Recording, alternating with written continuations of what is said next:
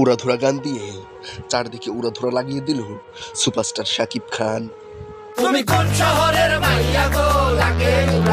প্রীতম হাসানের গাওয়া লাগে উড়াধুরা গান এখন নেট দুনিয়ায় তোলপাড় ছড়াচ্ছে। উড়াধুরা গানে মেগাস্টার শাকিব খানের এন্ট্রি ছিল জাস্ট অসাধারণ।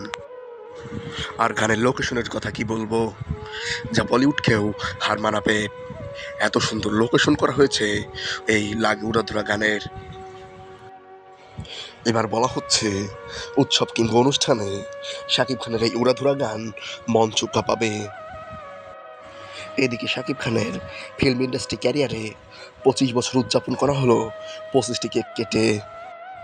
যাই হোক বন্ধুরা, উড়াধুরা গানটি আপনাদের কেমন লেগেছে অবশ্যই কমেন্ট করে কমেন্ট বক্সে জানাবেন।